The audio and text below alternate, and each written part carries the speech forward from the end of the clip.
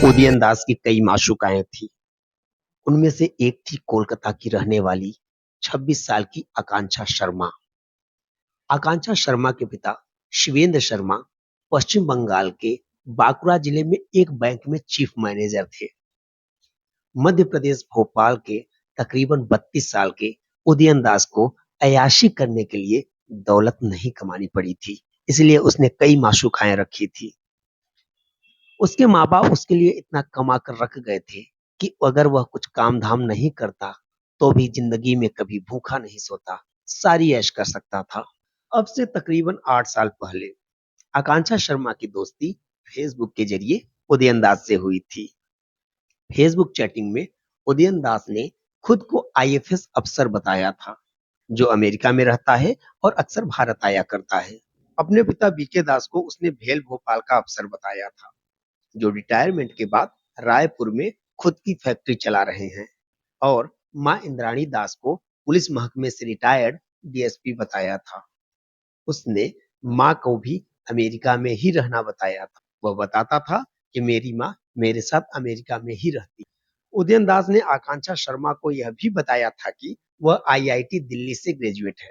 आजकल जैसा कि आमतौर पर फेसबुक चैटिंग में होता है, वह आकांक्षा शर्मा और उदयन दास के मामले में भी हुआ। पहले जान पहचान, फिर दोस्ती और उसके बाद प्यार। जल्द ही दोनों में मिलना जुलना शुरू हो गया। उदयन दास भले ही भोपाल में रह रहा था, पर आकांक्षा शर्मा के लिए तो वह अमेरिका में था। इसीलिए जल्द ही उदयन दास ने उसे बताया कि वह दिल्ली आ रहा है। दोनों दिल्ली में मिले और कुछ दिन साथ गुजारे। उदयन दास की रईसी का आकांक्षा शर्मा पर खासा असर पड़ा। वो दोनों एक साथ हरिद्वार, मसूरी और देहरादून भी घूमने गए और एक ही होटल में एक साथ एक कमरे में रुके। फिर उदयन दास अमेरिका यानी भोपाल लौट गया, इस वादे के साथ कि जल्द ही वह फिर भारत आएगा और अब वे दोनों भोपाल में मिलेंगे, जहां उसके 2 मकान हैं। उदयन दास ने आकांक्षा शर्मा को बताया कि उसका भोपाल वाला मकान काफी बड़ा है और उसका नीचे वाला हिस्सा किराए पर ब्रह्म कुमारी आश्रम को दे रखा है। इन 2-3 मुलाकातों में आकांक्षा शर्मा सोचने लगी कि उदयन दास वैसा ही लड़का है जैसा वह चाहती थी। वह तो शादी के बाद अमेरिका में नौकरी करने के सपने देखने लगी थी, लिहाजा उन दोनों ने शादी करने का फैसला कर लिया। एक दिन उदयन दास ने आकांक्षा शर्मा को बताया कि उसका मन अब अमेरिका में नहीं लग रहा है और वो उससे शादी करके भोपाल में ही बस जाना चाहता है। इससे अमेरिका जाकर नौकरी करने की आकांक्षा शर्मा की ख्वाहिश मिट्टी में मिल गई, क्योंकि अब तक वह अपने घर वालों को बता चुकी थी कि वह नौकरी करने अमेरिका जा रही है। आकांक्षा शर्मा उदयन दास को चाहने लगी थी, इसीलिए राजी हो गई। आज नहीं तो कल उसे अमेरिका जाने का मौका मिल सकता है, इसीलिए वह उदयन की बताई तारीख पर बीते साल जून महीने में भोपाल आ गई। माँ बाप से हकीकत छिपाने के लिए उसने यह झूठ बोला कि वह नौकरी करने न्यूयॉर्क जा रही है। आकांक्षा शर्मा ने भोपाल के ही पिपलानी काली मंदिर में उदयन दास के साथ शादी कर ली। इस दौरान वह फोन पर घर वालों से भी बात करती रही, लेकिन खुद को अमेरिका में होने का झूठ बोलती रही। कुछ दिन उदयन दास के साथ बीवी की तरह गुजारने के बाद आकांक्षा शर्मा को मालूम हुआ कि उसके शौहर ने उससे कई झूठ बोले हैं, क्योंकि न तो वह कभी अपने माँ बाप से फोन पर बात करता था और न ही उनके बारे में पूछने पर कुछ बताता था। हद तो उस वक्त हो गई जब आकांक्षा शर्मा को यह पता चला कि उदयन दास अव्वल दर्जे का नशेड़ी है और दूसरी कई लड़कियों से उसके नाजायज ताल्लुकात हैं। जुलाई तक तो आकांक्षा शर्मा ने अपने घर वालों से फोन पर बात की, लेकिन अब वह उनसे कम ही बात करती थी। लेकिन फिर धीरे धीरे वह एसएमएस के जरिए उनसे बात करने लगी थी। 14 जुलाई 14 जुलाई का दिन आकांक्षा शर्मा पर कहर बनकर टूटा। अगर उदयन दास ने उससे कई झूठ बोले थे, तो वह एक झूठ उसने भी उदयन से बोला था। दरअसल आकांक्षा शर्मा का एक और बॉयफ्रेंड था, जिसने उसके कुछ फोटो जो कम कपड़ों में थे व्हाट्सएप पर डाल दिए थे। ये फोटो उदयन दास की निगाह में आ गए तो वह भड़क उठा। पूछने पर आकांक्षा ने कुछ सच्ची और कुछ झूठी बातें उसे बताई। तो उदयन को लगा कि आकांक्षा ने उससे झूठ तो बोला ही है, साथ ही उसके नाजायज ताल्लुकात पुराने बॉयफ्रेंड से हैं और वह उसे पैसे भी देती रहती है। रात को लगड़ झगड़ कर आकांक्षा तो सो गई, पर उदयन की आंखों में नींद नहीं थी। साथ में सो रही बीबी उसे धोखेबाज लगने लगी थी।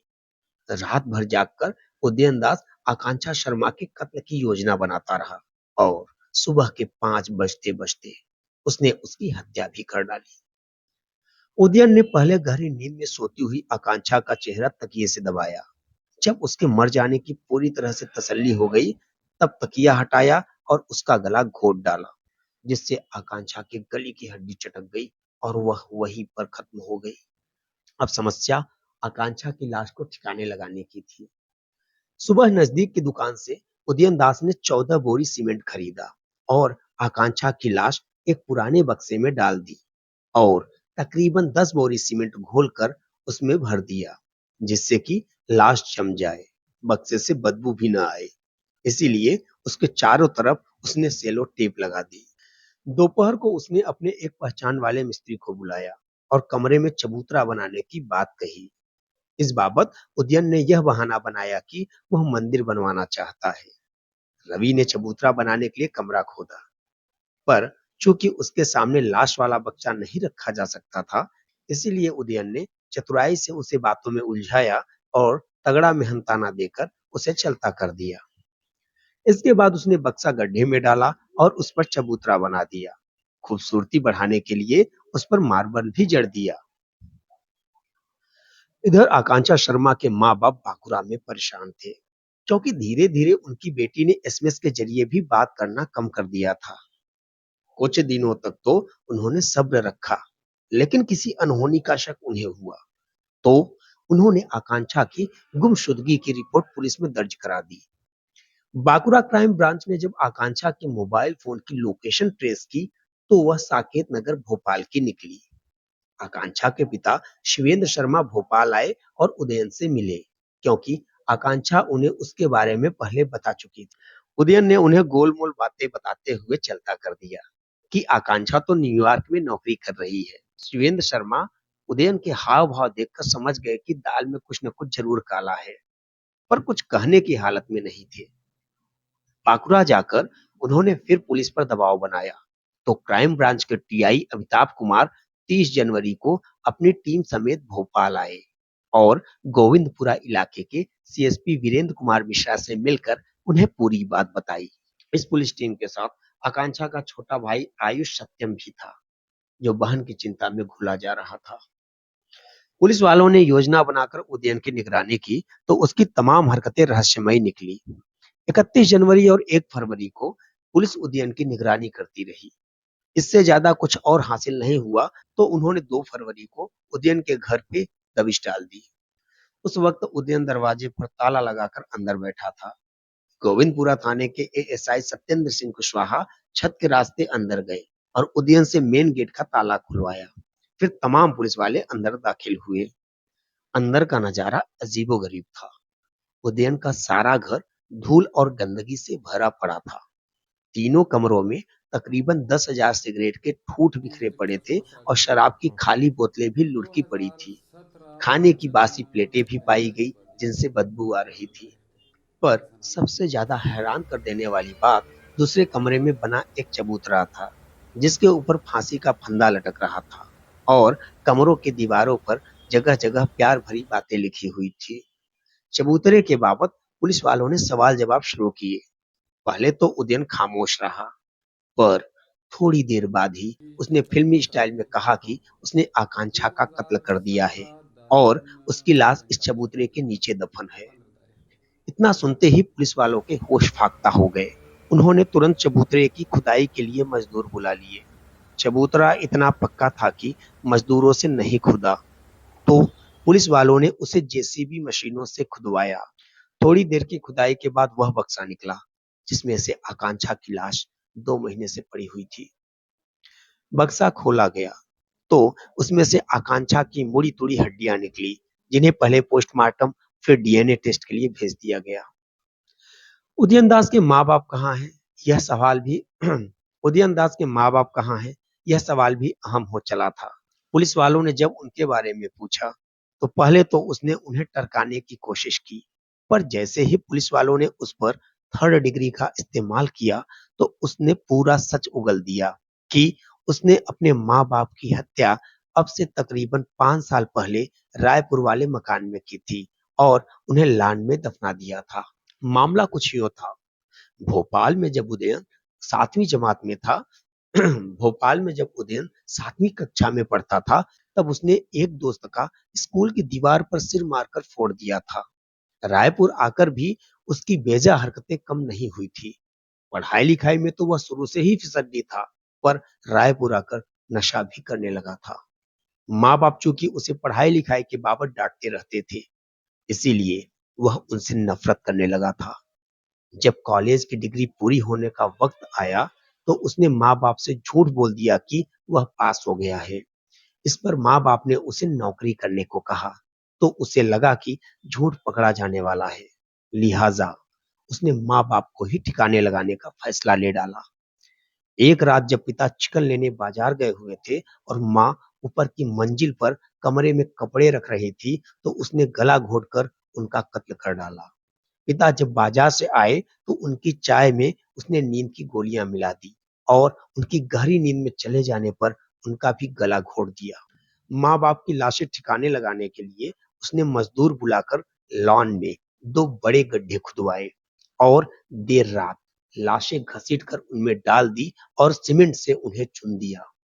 माँ बाप की हत्या करने के बाद उदयन ने रायपुर वाला मकान 30 लाख रुपए में बेच दिया और भोपाल आकर साकेत नगर वाले घर में ऐशो आराम की जिंदगी जीने लगा। निकम्मा और अय्याश उदयन चालाक भी कम नहीं था। उसने इंदौर से पिता और इटारसी नगर पालिका से माँ की मौत का झूठा सर्टिफिकेट बनवाया और उनकी बिना पर सारी जायदाद अपने नाम करवा ली। माँ की पेंशन के लिए जरूरी था कि उनके जिंदा होने का सर्टिफिकेट बनाया जाए, जो उसने दिल्ली की डिफेंस कॉलोनी के एक डॉक्टर से बनवाया और बैंक मुलाजिमों को घूस देकर हर महीने पेंशन निकालने लगा। वैसे उदयन दास के मामले में एक सबक लड़कियों को जरूर मिलता है कि फेसबुक की दोस्ती उस वक्त जानलेवा हो जाती है जब वे उदयन दास जैसे जालसाज और फरेबियों के चंगल में फंसकर घर वालों से झूठ बोलने लगती हैं और एक अनजान आदमी से चोरी छिपे शादी कर लेती हैं। इसीलिए सोशल मीडिया का इस्तेमाल उन्हें सोच समझ कर करना चाहिए। गिरफ्तारी के बाद उसे रायपुर और रायपुर से बांकुड़ा ले जाया गया। उदयन दास को जब 20 फरवरी को भोपाल लाया गया तब पता चला कि शादी के बाद अपनी बीवी आकांक्षा शर्मा के साथ खाने पीने के अलावा सिर्फ सेक्स ही करता रहता था। लगता ऐसा है कि सेक्स उसके लिए जरूरत नहीं बल्कि एक खास किस्म की बीमारी बन गई थी। लगातार सेक्स करने में वह थकता इसलिए नहीं था क्योंकि वह हमेशा नशे में रहता था। मुमकिन है कि आकांक्षा शर्मा को उसकी इस आदत पर भी शक हुआ हो और उसने एतराज जताया हो, लेकिन चूंकि वह एक तरह से उसकी कैदी सी होकर रह गई थी, इसीलिए जीते जी किसी को इस बर्ताव का जिक्र नहीं कर पाई। और पूछने पर उदयन ने पुलिस वालों को बताया कि जब वह 8वीं जमात में था तब जेब में कंडोम रखकर चलता था कि क्या पता कब कोई लड़की सेक्स करने के लिए राजी हो जाए। तो यह थी उदयन की पूरी कहानी। इस कहानी के जरिए मैं लड़कियों को एक संदेश देना चाहता हूँ कि सतर्क रहें, सावधान रहें, अपना ख्याल रखें और सोशल मीडिया की दोस्ती पर भरोसा ना करें। धन्यवाद।